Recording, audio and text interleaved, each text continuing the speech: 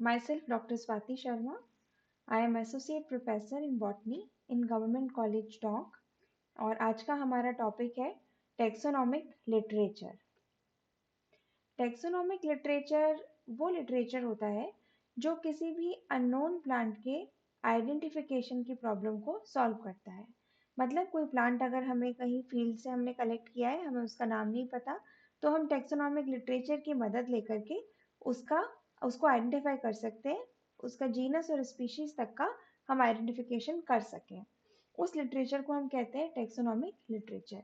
या हम ये कह सकते हैं कि ये एक नोमेनक्लेचर पजल है जिसको कि सॉल्व करता है। और हम ये भी कह सकते हैं कि टेक्सोनॉमिक लिटरेचर क्या है, टू स्टडी मोनोग्राफ और फ्लोरा। मोनोग्राफ और फ्लोरा को स्टडी करना ही टेक्सोनॉमिक लिटरेचर है, वही हमारे पास लिटरेचर की फॉर्म में प्रेजेंट है। अब ये मोनोग्राफ और फ्लोरा क्या होते हैं? सबसे पहले फ्लोरा।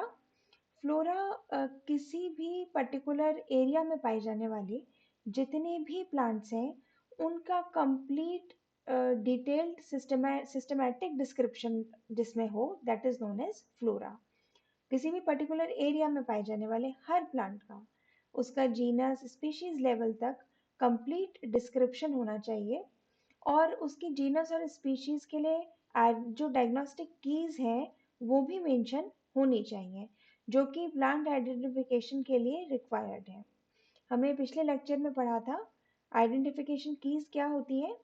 किसी भी पर्टिकुलर किसी भी लेवल पर फैमिली, जीनस, स्पीशीज, इसमें हम अगर कोई पर्टिकुलर कैरेक्टर के आधार पर कह सकें कि ये प्राइमरी की है, डायग्नोस्टिक की है उस जीनस के लिए, तो वो पर्टिकुलर कैरेक्टर हम देख सकते हैं, that is known as diagnostic key. तो वो उसमें ज़रूर मेंशन की होनी चाहिए जिससे कि हमें उस जीनस और स्पीशीज को आइडेंटिफाई करने के लिए हमें क्लू मिल सके। कुछ एग्जाम्पल्स हैं इंडियन फ्लोरा के। There are few names of flora and authors name. D Brandis 1906 में उन्होंने बनाया था इंडियन ट्रीज लंदन।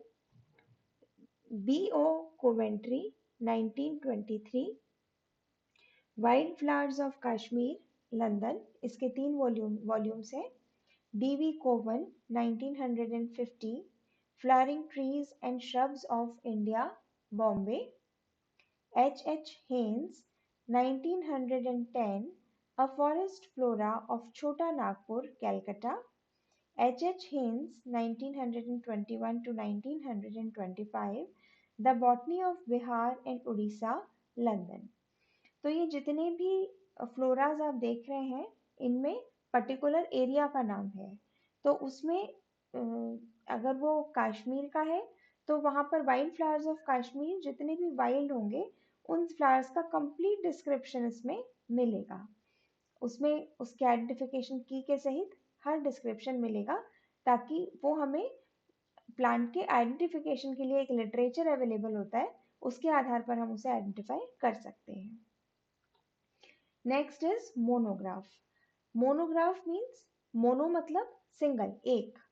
तो उसमें कोई एक फैमिली, ट्राइब या जीनस को लेकर के उसका कंप्लीट डिस्क्रिप्शन होता है।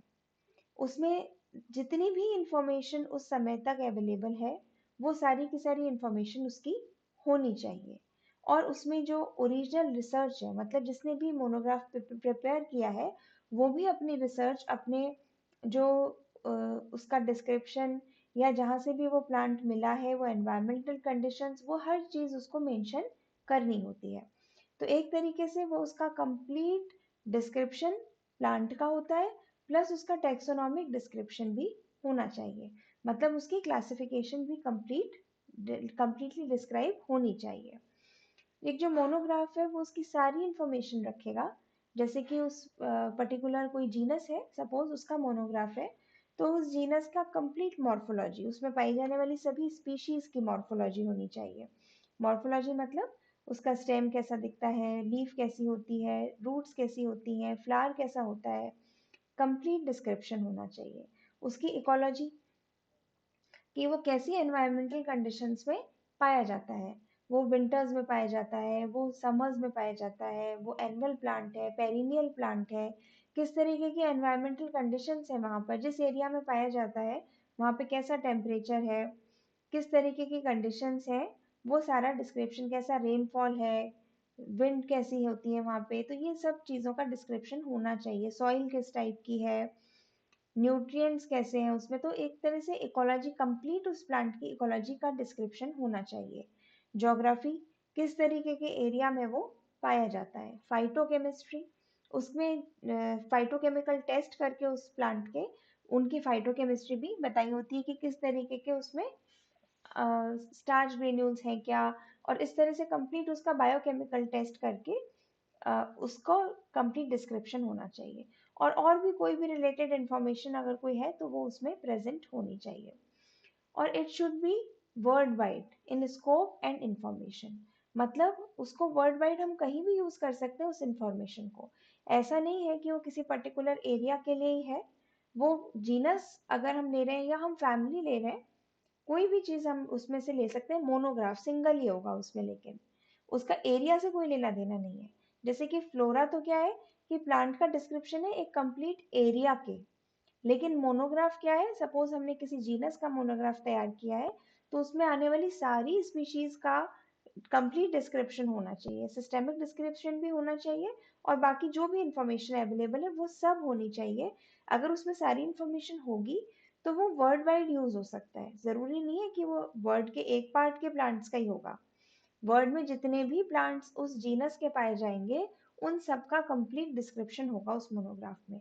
इसलिए उसको हम कहीं भी यूज कर सकते हैं, वर्ल्ड वाइड होना चाहिए उसकी इंफॉर्मेशन और स्कोप। कुछ एग्जाम्पल्स है मोनोग्राफ के, कुछ जीनस के मोनोग्राफ, जैसे कि क्रेपिस, निकोटियाना, एविना, फाइनस, नीटम, ये तो जीनस है जिनके के मोनोग्राफ्स हैं।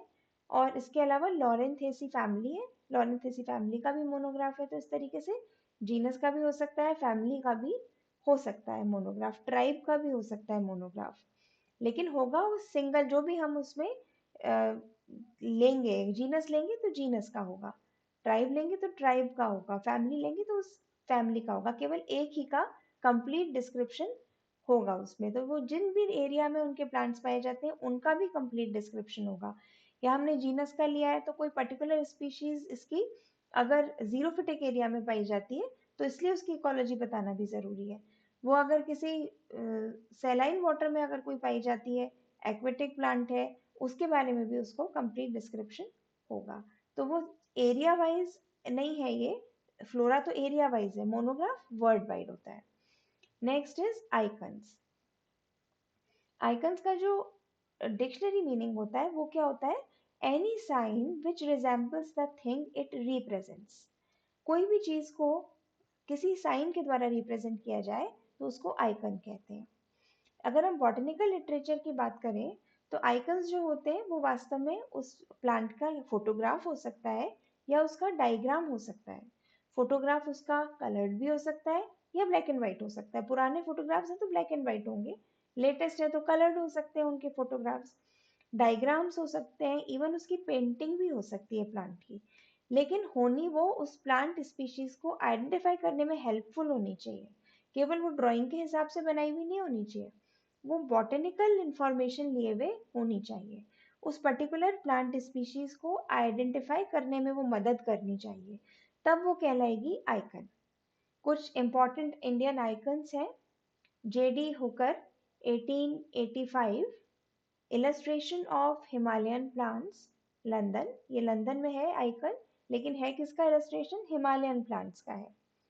जेडी हुकर 1925, आइकन्स प्लांटेरम, इसमें 1001 प्लेट्स हैं। 1925 तक उनकी जो भी प्लेट्स थी वो सब हैं इसमें, जिसमें कि 1001 प्लेट्स हैं। वेलिशस प्लांटी एशियाटी रेडियोस 1829 टू 32 में ये बनाई गई थी, जिसमें कि 300 प्लेट्स हैं, ये भी लंदन में है। White's Icons 1838 to 1853, Icons Plantarum Indi Orientalis, इसमें 2101 प्लेट्स हैं जो कि 6 वॉल्यूम्स में प्रेजेंट है। ये 1963 में प्रिंट हुई थी और ये इंडिया मद्रास में ये आइकन्स हैं।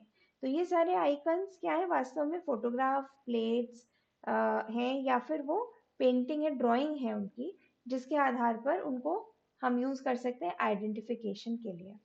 तो इस तरीके से टेक्सोनोमिक लिटरेचर तीन तरह से अवेलेबल है, इसमें flora, monograph and icons. Icons, monograph and flora. Flora है पर्टिकुलर एरिया के लिए, मोनोग्राफ्स है कोई भी एक चीज को कंसिडर करके बनाए जाते हैं, उनकी कंप्लीट डिटेल्ड डिस्क्रिप्शन होगा, फैमिली भी हो सकता है, ट्राइब भी हो सकता है, जीनस भी हो सकता है। और जो आइकन्स है, आइकन्स वास्तव में क्या है, ये ड्राइंग है, पेंटिंग है, लेकिन हमें काम आएगी ये प्लांट आइडेंटिफिकेशन के लिए, केवल ब्यूटी के लिए नहीं है, ये चीजें आर्ट के लिए नहीं है। ये प्लांट आइडेंटिफिकेशन में जो साइंटिस्ट बनाते हैं प्लेट्स, उनको हम आइकन्स कहते हैं। Thank you.